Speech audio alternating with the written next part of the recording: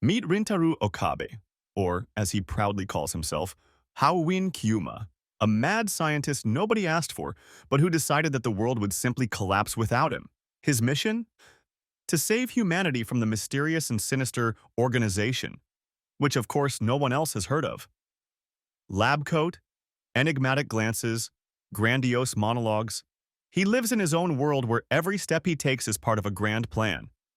He strides confidently through the streets of Tokyo, telling his imaginary enemy that his genius plan is about to foil all dark schemes. And naturally, his support is always with him. Mayuri Shina, his childhood friend, whom he affectionately calls Mayushi. She lives in her own world, constantly on the hunt for quirky trinkets, humming her signature two oddballs, each in their own reality. Okabe and Mayuri are heading to a lecture on time travel, which is being held in a mysterious old building in Akihabara. Okabe believes that there he will find the key to breaking the laws of nature and finally uncover the secret of time travel. But, as always, his mind is filled with paranoia.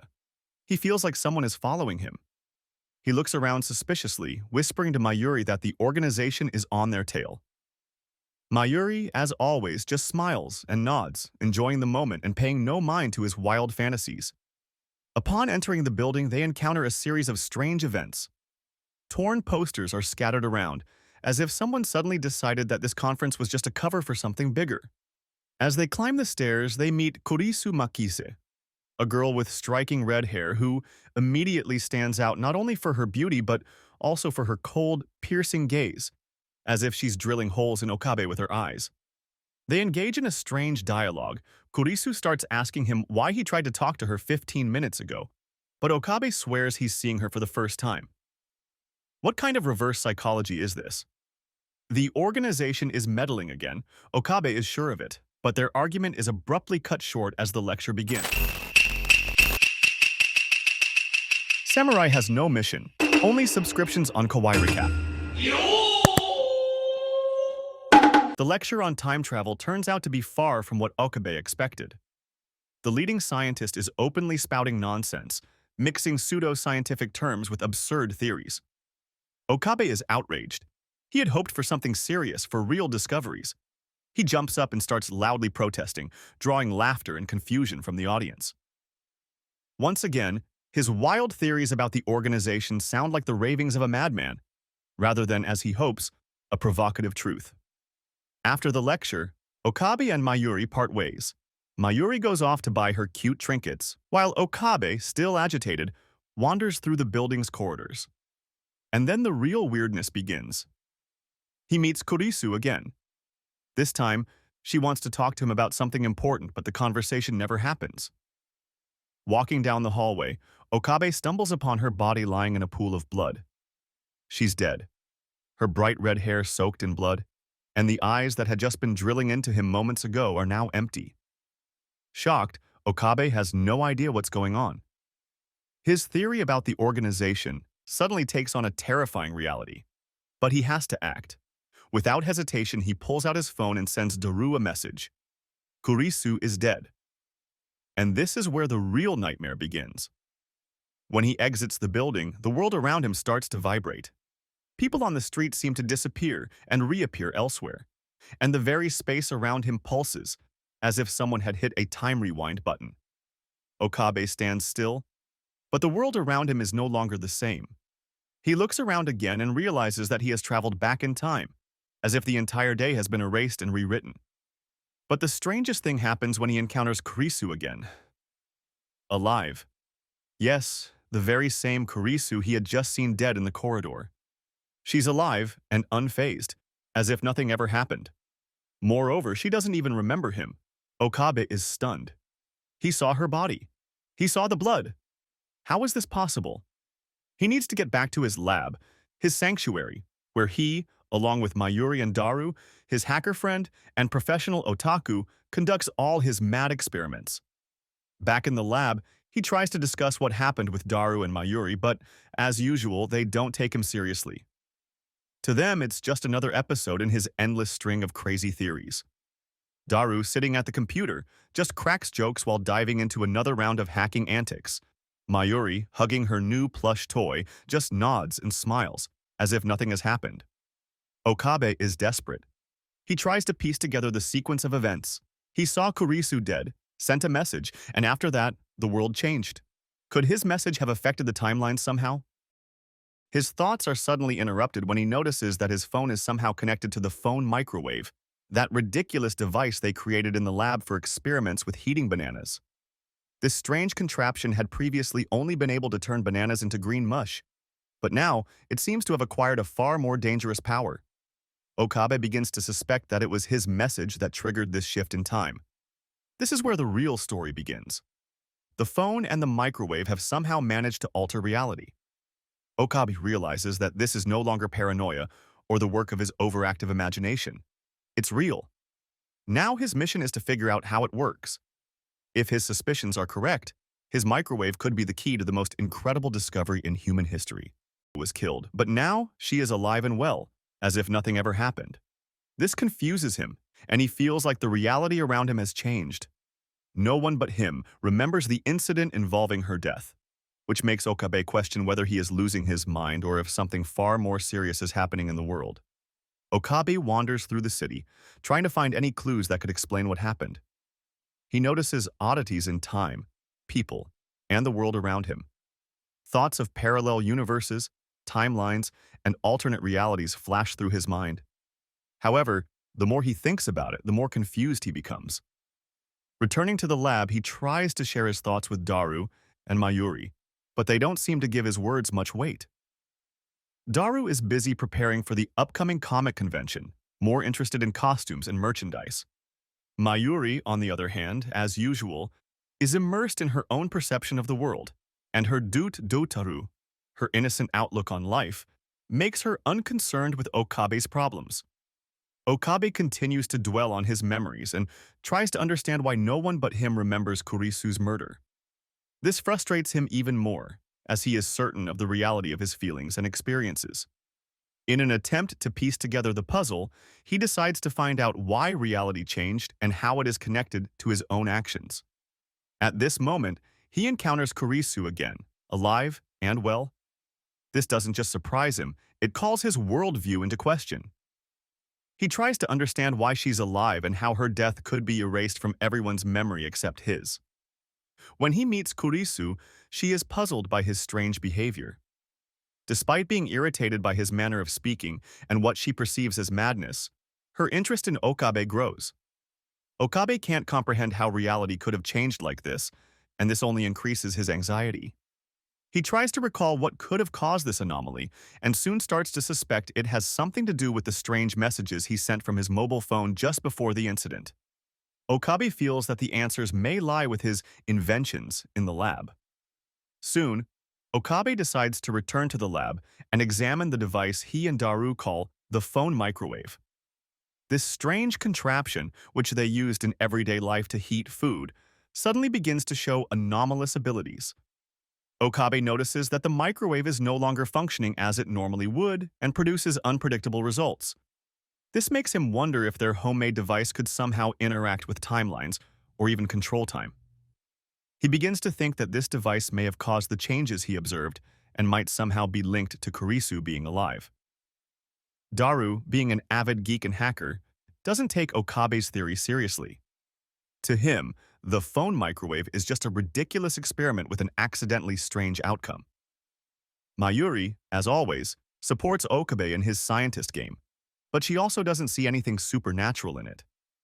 However, Okabe becomes more and more obsessed with the idea that their device may have far greater capabilities than they originally thought. Events begin to unfold quickly when Daru gains access to classified information about a mysterious organization called CERN. As they examine the data, they learn that this organization has been conducting research into time manipulation and studying time paradoxes for years. This discovery shocks Okabe because it confirms his wildest theories about time travel. He begins to realize that their toy isn't just a random invention, but potentially a dangerous device that can interfere with the flow of time. Okabe understands that all of this could be connected to the mysterious organization he often talked about, the one he believed was monitoring him. Now he is certain that CERN is the embodiment of his paranoia. This realization drives him to conduct even more active research into the potential of their device. Kurisu, though initially skeptical of Okabe's theories, begins to show interest in the phone microwave. She cannot ignore the strange results the device is producing and offers her help in studying its capabilities. Together with Okabe and Daru, they start experimenting with the microwave to determine if it really can interact with timelines. Okabe continues to unravel the mysteries associated with the microwave and time travel. The thought still spins in his head that this device might be the key to the changes in reality he's observed, particularly how Kurisu Makize somehow came back to life. He can't shake off the idea that he himself has fallen into some sort of temporal anomaly caused by their experiments. In the laboratory, Okabe, Daru, and Kurisu continue to investigate the phone microwave. Kurisu remains skeptical of Okabe's ideas but can't ignore the strange effects they observe. After another experiment sending an SMS through the device, something strange happens. The banana they used for testing once again turns into a green, mushy substance, as if it was sent to the past or altered in some incomprehensible way.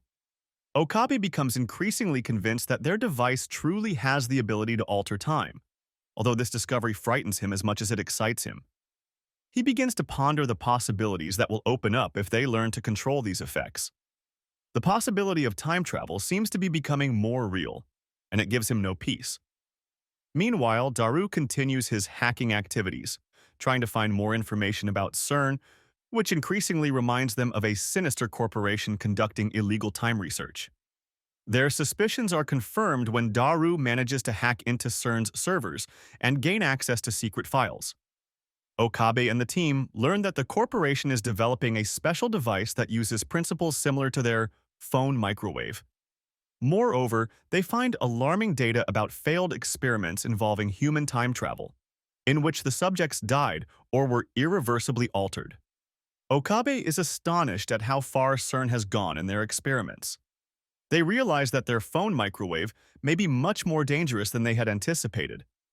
However, this doesn't stop Okabe. On the contrary, he only wants more to find out how it all works and how they can use this technology to their advantage. He sees the opportunity to change the world or even reality itself, but understands that this may come with great risks. While Okabe contemplates the nature of time and the possibility of changing the past and future, a mysterious girl named Suzuha Amane arrives at the laboratory who works nearby. Her appearance is no accident. Suzuha shows a suspicious interest in what Okabe and his team are doing.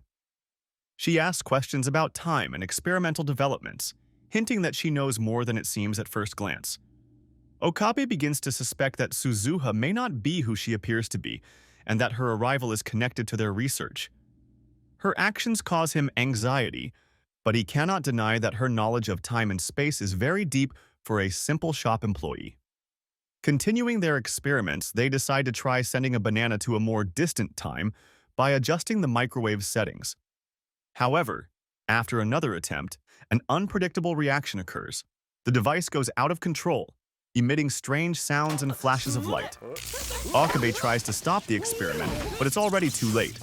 A malfunction occurs, and everything returns to normal, but now all present feel as if slight but noticeable changes have occurred in the surrounding reality. However, no one but Okabe notices this. From this moment on, Okabe begins to suspect that their experiments may not just be altering the past, but creating alternative timelines.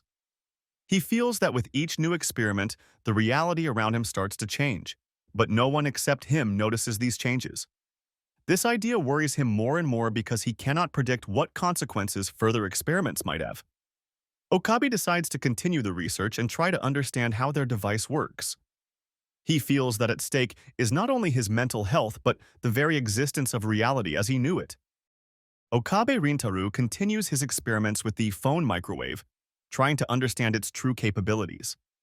He becomes increasingly convinced that this device can manipulate time. Okabe reflects on the strange events that have occurred earlier, including the sudden death and resurrection of Kurisu Makize, and begins to suspect that all these phenomena may be connected to the microwave and its impact on timelines. He still can't find answers as to how all this is related to his experiments, but he can't shake the feeling that they are on the verge of something great and dangerous. Meanwhile, Daru delves deeper into studying the inner workings of the microwave, trying to understand how its temporal anomalies operate. Their last attempt with the banana resulted in the banana returning to the past, but the process was unpredictable and the result was strange. Okabe realizes that they still have much to learn, but his obsession with the idea of time travel only grows. He sees in these experiments the key to understanding not only the nature of time, but also how it can be altered. Soon, Mayuri brings another acquaintance to the lab, Faris Nyanyan, an eccentric and energetic girl who runs a maid cafe in Akihabara. Faris quickly wins the team's affection with her charismatic behavior and interest in their research. Although her behavior seems a bit frivolous, she is clearly intrigued by the idea of experiments with time travel. Okabe is suspicious of her excessive interest but eventually allows her to stay as an observer. Kurisu, who is now actively involved in the research, continues to doubt the very possibility of time travel. Despite the fact that they have already sent items to the past several times, she insists that more tests need to be conducted, and each experiment must be controlled to ensure that everything is happening exactly as they think. Her scientific approach clashes with Okabe's eccentric methods, leading to some friction between them. Kurisu warns that their experiments may have serious consequences if they are mistaken in their assumptions. In parallel, Daru continues hacking into the servers of the corporation CERN, and soon they manage to gain access to classified data. They discover that CERN has been conducting time travel experiments for a long time, and their own research may intersect with these global experiments. Okabe is shocked by the scale of these discoveries and realizes that their tinkering with time may lead to unpredictable consequences. He suspects that their phone microwave may be part of a much more complex and dangerous experiment that CERN has been conducting for many years. The research team decides to conduct another important experiment. This time, they try to send a message to the past to test whether the phone microwave can be used to transmit information through time. Initially, they are unsure if it will work, but when they receive confirmation that the message indeed reached the recipient in the past, their shock knows no bounds. This is the first successful attempt to change the timeline, using information rather than objects. However, with each new experiment, Okabe begins to notice strange changes in reality. At first, these are minor things. People behave slightly differently than he remembers, or events occur with small deviations from what should have been. But soon he realizes that changes in reality are happening more frequently, and this alarms him. Although Kurisu and Daru do not notice these changes, Okabe starts to feel that the reality around him is becoming increasingly unstable. These troubling thoughts give him no peace, but he cannot stop. The desire to uncover the mystery of time is too great. Daru, in turn, faces problems in further attempts to hack CERN. The system is becoming more complex and secure, and it takes him more time to access the necessary information. Okabe, however, insists that they need to continue their research and convinces the team that this is the only way to understand how time travel works. In the process of these reflections, Okabe increasingly realizes that their microwave is not just a toy for experiments. He begins to suspect that their interference with timelines may have serious consequences. Nevertheless, he continues to work despite Kurisu's concerns, who starts to wonder how deep they have already delved into this research and how safe their actions are. A moment comes when Okabe decides to conduct another experiment, trying to send a new message to the past. He intends to determine whether it's possible to change the present by sending more specific data into the timelines. Their attempt is successful. The message they send leads to a change in reality. But, as before, only Okabe notices that the world around him has changed. He realizes that with each new experiment, he is moving further away from the original reality.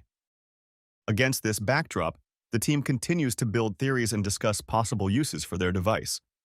Okabe wonders how far they can go in their experiments and what will happen if they accidentally destroy the timelines. However, he is not deterred by Kurisu's concerns and warnings, and he continues to insist that they move forward. During one of his musings about time and altering reality, Okabe thinks about the possible consequences of their actions for the world as a whole. He begins to understand that they may have entered a game with much more powerful forces than they initially supposed, and that their experiments may change not only their lives but also the future of all humanity.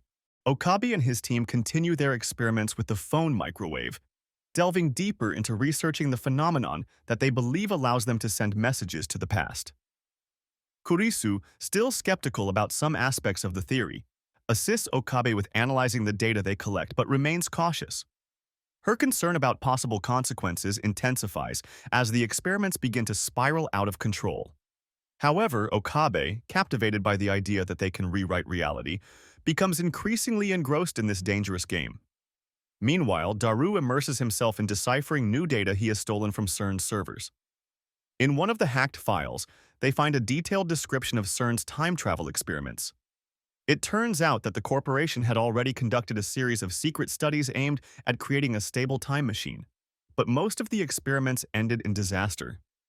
This shocks Okabe, and he realizes that their homemade phone microwave somehow replicates CERN's developments, making them vulnerable to the attention of a powerful organization. Simultaneously, a new experiment takes place. Okabe decides to try changing the personal history of his friend Ruka, knowing his secret desire to become a girl. Hoping to test whether they can influence a person's biological development, Okabe and Ruka send a message to Ruka's mother in the past.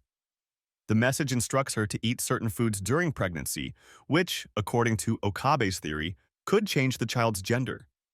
When the message is sent, Okabe suddenly feels a familiar jolt, the sensation that reality has changed.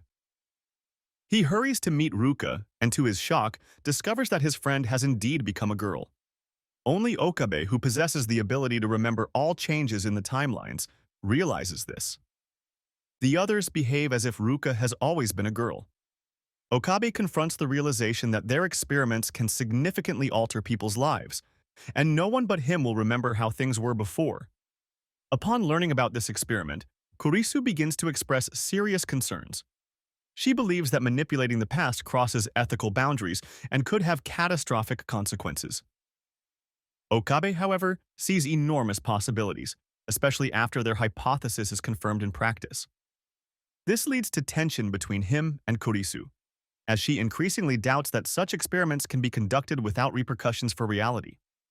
Meanwhile, Daru continues hacking into CERN's servers, trying to delve into encrypted files to understand how far their research has progressed. However, with each new stage of hacking, CERN's security measures become increasingly stringent.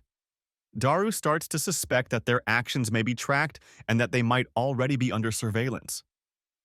Although Okabe dismisses his worries as mere paranoia, Daru's anxiety intensifies.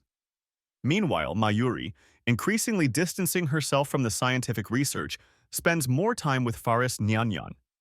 Her apparent naivety and carefree attitude sharply contrast with what's happening in the laboratory, where experiments and tension are starting to get out of control. She is unaware of the growing threat or the changes occurring around her, and her simplicity serves as a kind of emotional anchor for Okabe when it seems to him that reality is collapsing.